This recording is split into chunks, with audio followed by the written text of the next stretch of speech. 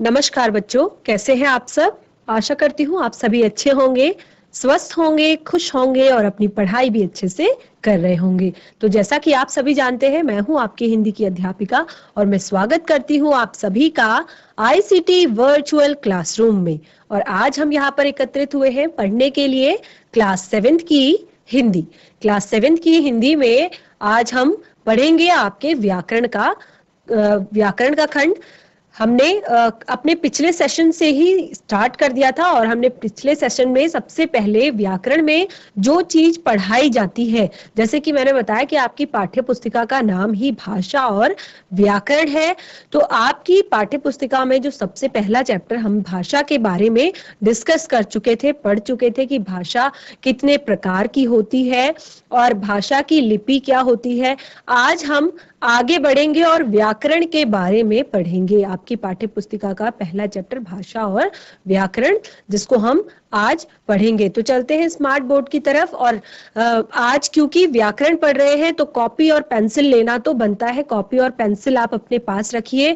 बहुत सारी जरूरी चीजें हैं जिन्हें हमें नोट करना है, जिन्हें हमें लिखना है। अगर अभी आपके पास फेयर कॉपी नहीं है तो आप किसी रफ कॉपी में ये सारी चीजें लिख सकते हैं। फिर उसके बाद जब आप कॉपी बनाएंगे तो आप स्टार्टिंग से ही, पहले पार्ट से ही सारी चीजें लिखना शुरू करेंगे, क्योंकि व्याकरण आपको रटने से नहीं आती, व्याकरण आपको समझने से आती है। तो सारी चीजें आप जब लिखेंगे, समझते हुए लिखेंगे, तब आपको ज्यादा से अच्छे से क्लियर ये सारी चीजें हो पाएंगी। तो चलते हैं स्मार्ट बोर्ड की तरफ, शुरू करते हैं आज का सेशन। जैसे कि मैंने आपको बताया, हम पिछले वाले सेशन में हम पढ़ा था कि भाषा के मुख्य रूप से 3 प्रकार होते हैं: मौखिक भाषा, लिखित भाषा, सांकेतिक भाषा।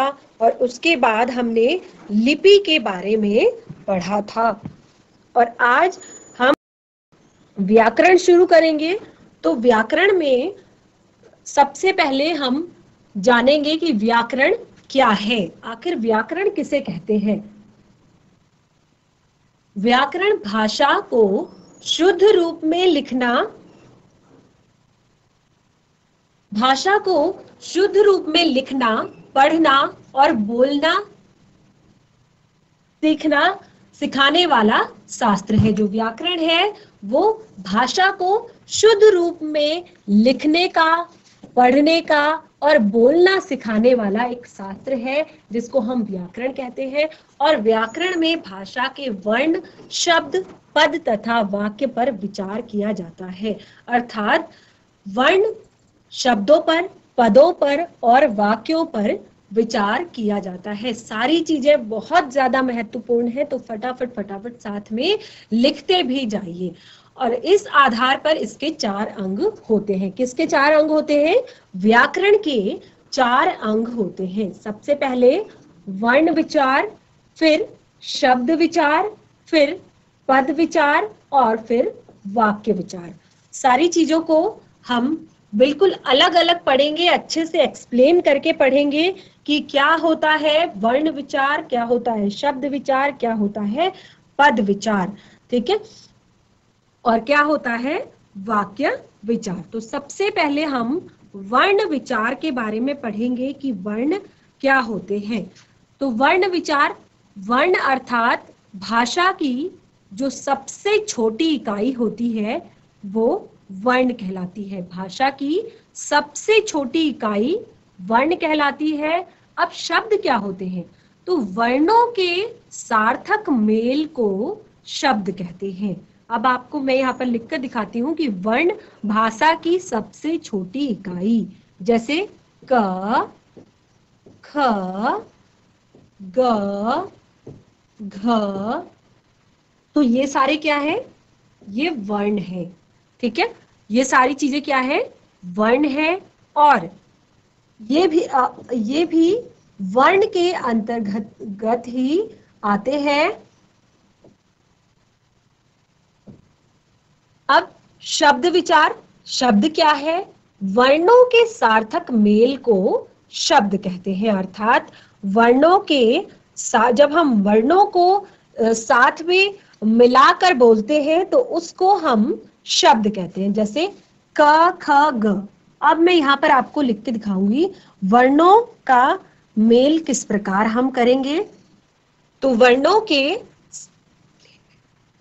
वर्णों के सार्थक समूह को शब्द कहते हैं। ये हमने पढ़ा था, ये शब्द विचार के अंतर्गत था। तो वर्ण है क, म, ल।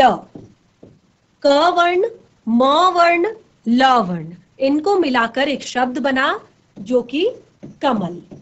ठीक है। इसी तरह म, ह, ल, महल। तो शब्दों के जब हम वर्णों को मिलाते हैं तो उससे क्या बनता है, शब्द बनता है। और उसके बाद क्या पढ़ा था हमने, पद विचार। ठीक है। तो अब पद क्या होते हैं, वाक्य में प्रयोग सारे शब्द। शुरू से पढ़िए, बिल्कुल ध्यान ध्यान दीजिए एकदम कि वर्ण होते हैं क, ख, ग, घ। इनको जब हम मिलाकर लिखते हैं तो शब्द बनता है। बिल्कुल ध्यान से सुनिए, जब हम इसको मिलाकर लिखते हैं तो शब्द बनता है। और अब आती है पद विचार की बात। तो पद क्या होते हैं, वाक्य में प्रयोग सारे शब्द। वाक्य में जितने भी इस तरह के शब्द प्रयोग किए जाएंगे उन्हें पद कहते हैं। जैसे राम, घर, चल, डर, मत। तो एक तरीके से ये एक सेंटेंस है, राम, घर, चल, डर, मत। लेकिन ये क्या है, अलग अलग पदों से मिलकर बना हुआ है। आप देख पा रहे हैं कि यहाँ पर 4 से 5 पद इस वाक्य में है, राम, घर, चल, डर, मत। तो ये हो गया पद विचार। उसके बाद हम पढ़ेंगे वाक्य विचार। तो ऐसा शब्द समूह, अब वाक्य विचार किसे कहेंगे, वाक्य किसे कहेंगे। अभी तक हमने पढ़ा वर्ण, शब्द, पद, और अब हम पढ़ रहे हैं वाक्य। तो वर्ण में हमने वर्ण शब्दों का एक सिंगल शब्दों को पढ़ा, वर्णों को पढ़ा। शब्द में जब हमने वर्णों को मिलाकर शब्द बनाया वो उसको हमने शब्द कहा। शब्द सेंटेंस जिससे बनता है अलग अलग पदों से मिलकर, उसको हम अलग अलग शब्दों से मिलकर उनको हमने पद कहा। तो अब वाक्यों का ऐसा शब्दों का ऐसा सार्थक समूह जिसका कोई अर्थ निकले। ठीक है। जैसे यहाँ पर मैंने आपको बताया था कि राम, घर, चल, डर, मत। तो बिल्कुल आपको अर्थ साफ साफ क्लियर हो रहा है। तो इसे ही हम कहेंगे वाक्य विचार। ठीक है। तो इसको मैं आपको लिख के यहाँ पर बताती हूँ। एक ऐसा शब्द समूह, एक ऐसा शब्द समूह जिसका अर्थ या भाव पूरा पूरा हमें समझ में आ जाए। ठीक है। जिसका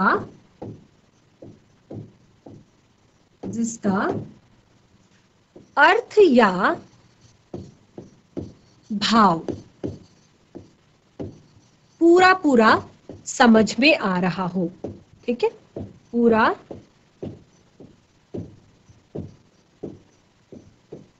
समझ में आ जाए उसे क्या कहेंगे, उसे हम वाक्य कहेंगे।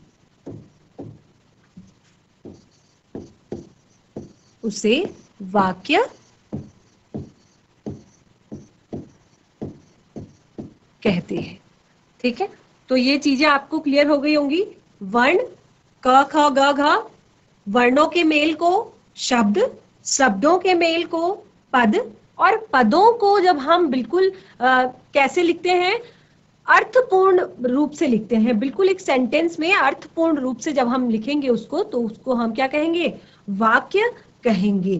ठीक है। तो ये सारी चीजें हमारी बिल्कुल क्लियर हो गई हैं, बिल्कुल अच्छे से हमने आपको बता दिया है। अब हम हमने चार चीजें पढ़ी कि व्याकरण में चार मुख्य चीजें होती हैं, वर्ण, शब्द, पद और वाक्य। तो अब हम शुरू से क्लियर करते हैं कि वर्ण क्या होते हैं। अब हम वर्णों को फिर से पढ़ते हैं, वर्ण के बारे में हमने पढ़ा, तो वर्ण को अब शुरू से पढ़ेंगे। वर्ण वह ध्वनि है जिसके और खंड नहीं किए जा सकते हैं। वर्ण क्या है, आप इसको हेडिंग डालिए वर्ण, और उसके बाद लिखना शुरू कीजिए कि वर्ण वह ध्वनि है जिसके और खंड की नहीं किए जा सकते। अगर यहाँ पर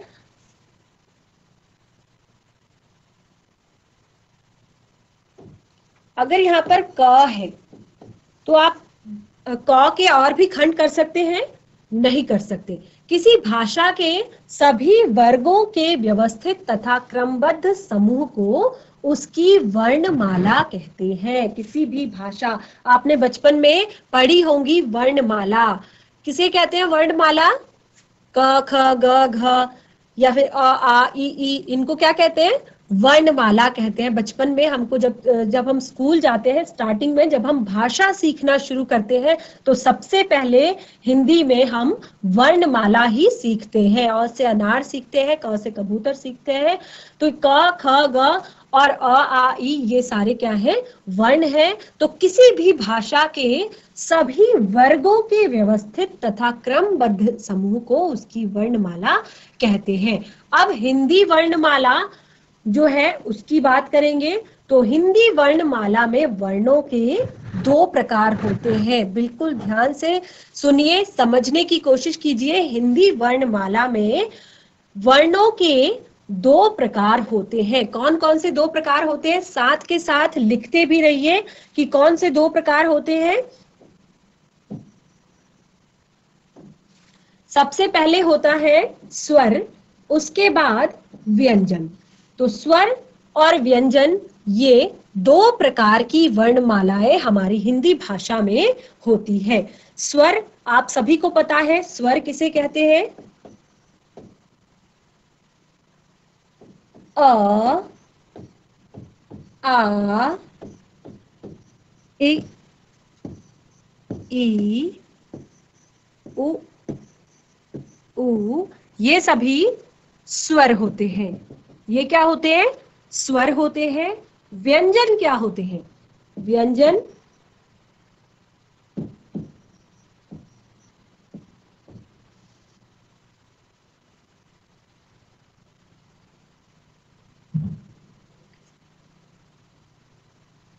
व्यंजन क, ख, ग, घ, इनको हम व्यंजन कहते हैं। ठीक है। स्वर, हिंदी वर्ण, बिल्कुल एक इस लाइन को हमेशा के लिए याद रखिए कि हिंदी वर्णमाला में वर्णों के दो प्रकार होते हैं, स्वर और व्यंजन। स्वर में अ से अह तक के जो सारे वर्ण होते हैं वो आते हैं, और व्यंजन में क से ज्ञ तक के जितने भी वर्ण होते हैं वो आते हैं। ठीक है। यहाँ पर व्यंजन आपको दिखाए गए हैं क से ज्ञ तक। तो क वर्ग के व्यंजन यहाँ, च वर्ग के व्यंजन यहाँ, ट वर्ग के व्यंजन यहाँ, त वर्ग के व्यंजन यहाँ और प वर्ग के व्यंजन यहाँ। इसी तरह आगे भी और भी व्यंजन हमारे होते हैं। शब्द, इसके बाद अब हमने व्यंजन अच्छे से पढ़ लिए हैं। अब हम शब्दों को पढ़ेंगे। तो पहले हमने वर्णों के बारे में जाना, अब हम शब्दों को पढ़ेंगे। तो एक से अधिक वर्णों के, यहाँ पर थोड़ा सा मिस प्रिंट हुआ है, इसको आप वर्ण लिखेंगे। एक से अधिक वर्णों के सार्थक समूह को शब्द कहते हैं। अभी तक वर्ण मैंने आपको क्लियर कर दिए, दो टाइप की वर्णमाला होती है हमारी हिंदी भाषा में, स्वर और व्यंजन। स्वर के बारे में मैंने आपको बताया, स्वर मात्राएं होती हैं, जैसे आ की मात्रा, ई की मात्रा, उ की मात्रा, बड़े ऊ की मात्रा, ए की मात्रा, री की मात्रा। तो स्वर में मात्राएं आती हैं और व्यंजन में हमारे क से ज्ञ तक के सारे शब्द आते हैं। उसके बाद वर्ण आते हैं, और उसके बाद हम करते हैं शब्दों की बात। तो शब्द मैंने आपको पहले बताया था किसे कहते हैं, वर्णों के सार्थक मेल को शब्द कहते हैं, ये आप लिख चुके हैं।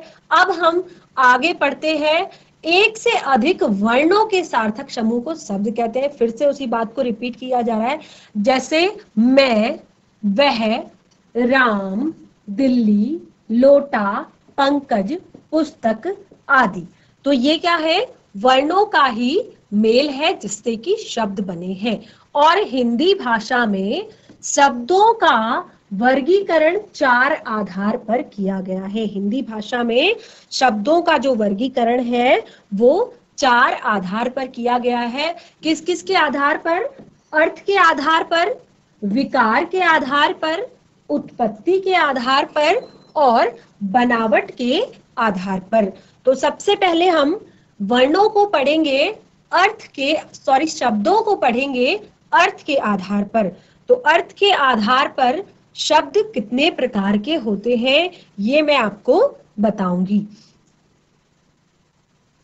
अर्थ के आधार पर बच्चों कॉपी में लिखते रहिए, अर्थ के आधार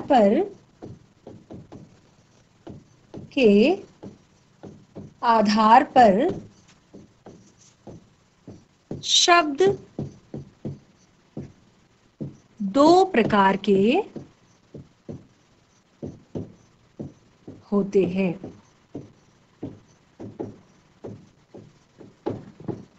अर्थ के आधार पर शब्द 2 प्रकार के होते हैं, ये भी आपको लिखना है। तो कौन कौन से 2 प्रकार के होते हैं अर्थ के आधार पर? सार्थक शब्द और निरर्थक शब्द।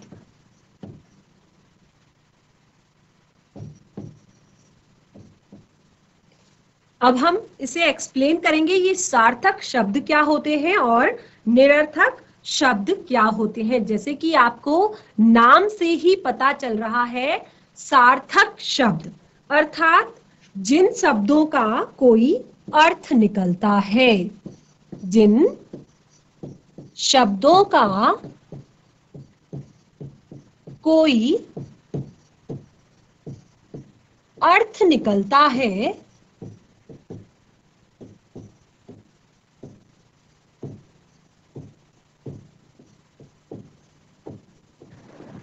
जिन शब्दों का कोई अर्थ निकलता है उन्हें सार्थक शब्द कहते हैं। जैसे कि आप कुछ भी यहाँ पर लिख सकते हैं। सार्थक शब्दों में आप विद्यालय लिख लीजिए, तो आपको पता है विद्यालय क्या होता है?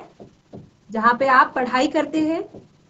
अपना घर लिख लीजिए, खाना लिख लीजिए, सारे शब्दों के अर्थ आपको पता है कि इसका मतलब क्या होता है। लेकिन मैं निरर्थक शब्दों की बात करूं तो मैं कुछ भी यहाँ पर कोई भी शब्द, तो क्या आप इसका अर्थ मुझे बता सकते हैं?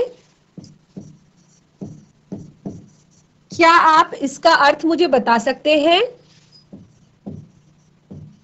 क्या आप इसका अर्थ मुझे बता सकते हैं?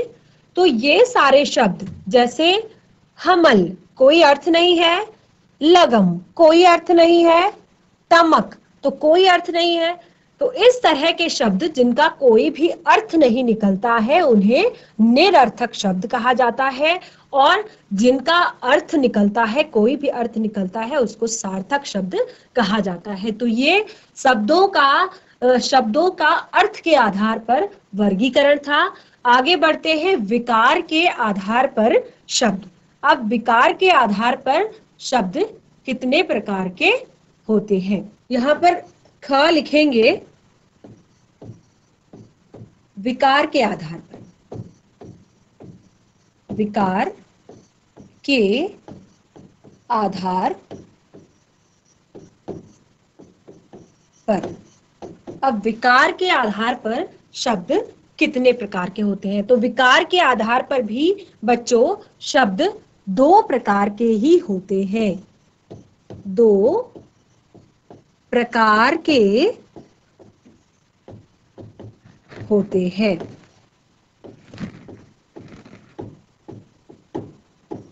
अब कौन कौन से 2 प्रकार के होते हैं विकार के आधार पर?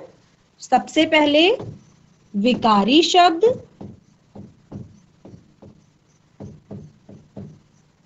और अविकारी शब्द।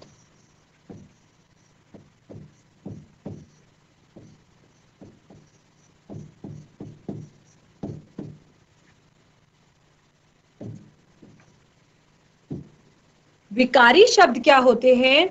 देखिए, विकारी शब्द अर्थात जिनमें विकार उत्पन्न हो जाता है, अर्थात जो अपने रूप को परिवर्तित कर लेते हैं। कब?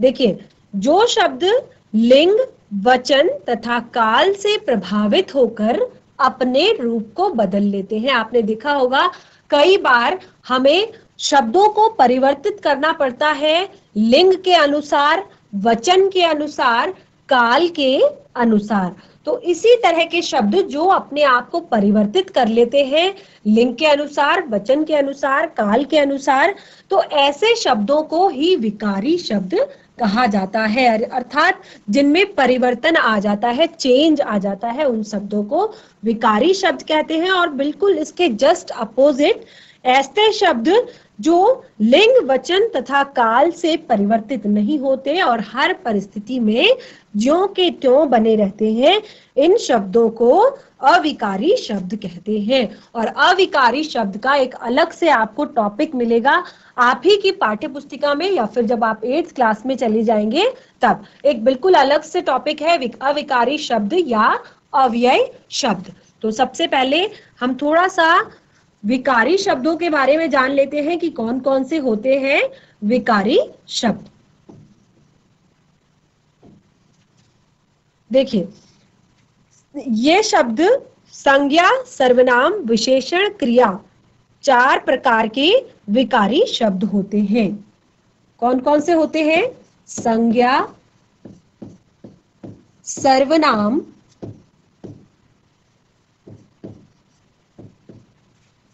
विशेषण,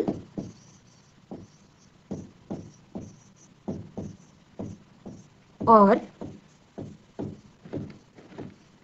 क्रिया।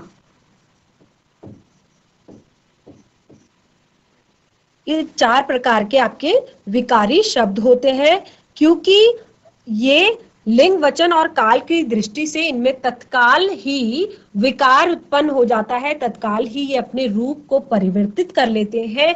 अतः इसीलिए हम इन्हें विकारी शब्द कहते हैं। जैसे कि बहुत सारे सेंटेंस में आप देखते हैं कि जब लिंग की बात आती है तो कुछ शब्द लिंग के अनुसार परिवर्तित हो जाते हैं, कुछ काल के अनुसार यानी कि समय के अनुसार परिवर्तित हो जाते हैं, कुछ वचन के अनुसार, एक वचन, बहुवचन, इसके अनुसार परिवर्तित हो जाते हैं। तो उन्हीं शब्दों को विकारी शब्द कहा है। अब हमने यहाँ पर तीसरा जो हेडिंग है उस अविकारी शब्द इसके जस्ट अपोजिट है, आप उसको लिख सकते हैं कि जो लिंग, वचन, काल के अनुसार परिवर्तित नहीं होते हैं, उन शब्दों को अविकारी शब्द कहते हैं। अविकारी शब्दों को एक बार एक्सप्लेन कर देती हूँ, क्योंकि आगे ये बहुत अच्छे से आपके पाठ्य पुस्तिका में आने वाले हैं। आपका एक बड़ा टॉपिक अविकारी शब्दों का आगे बनेगा। तो नंबर 2 हम पढ़ रहे थे अविकारी शब्द। मैं इरेज कर रही हूं, लेकिन आपको ठीक उसी के नीचे लिखना है। अविकारी शब्द जो कि अपने आप में परिवर्तित नहीं करते, किसके अनुसार? लिंग, वचन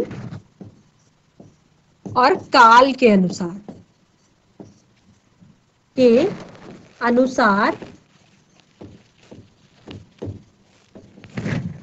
परिवर्तित नहीं होते हैं, या फिर मतलब अपने आप को अपनी एग्जिस्टेंस अपने आप को बनाए रखते हैं। तो ये सारे जो शब्द हैं अविकारी शब्द कहलाते हैं। जैसे ऊपर,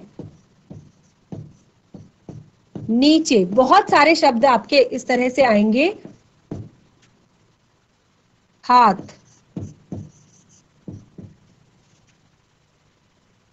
क्योंकि,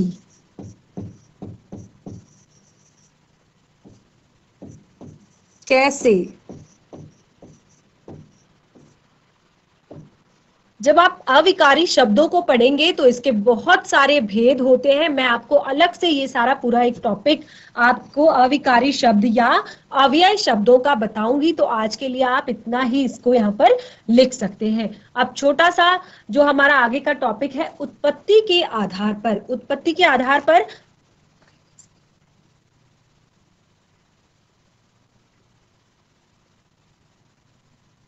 उत्पत्ति के आधार पर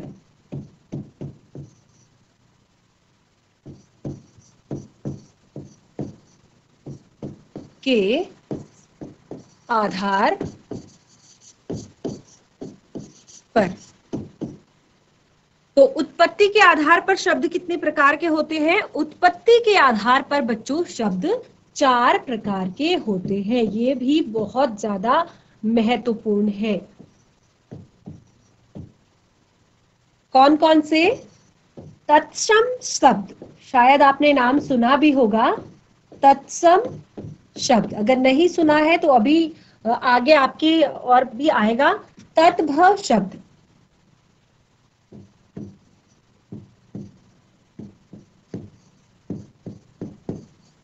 और देशज शब्द और विदेशी शब्द। ये 4 प्रकार के उत्पत्ति के आधार पर शब्द होते हैं। तो सबसे पहले हम थोड़ा सा तद्भव शब्दों के बारे में जानते हैं, तत्सम शब्दों के बारे में जानते हैं कि तत्सम शब्द क्या होते हैं।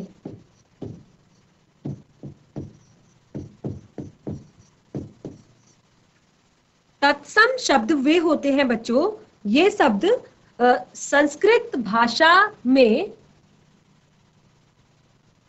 ये शब्द जो होते हैं संस्कृत भाषा से हिंदी भाषा में ज्यों के त्यों रख दिए होते हैं।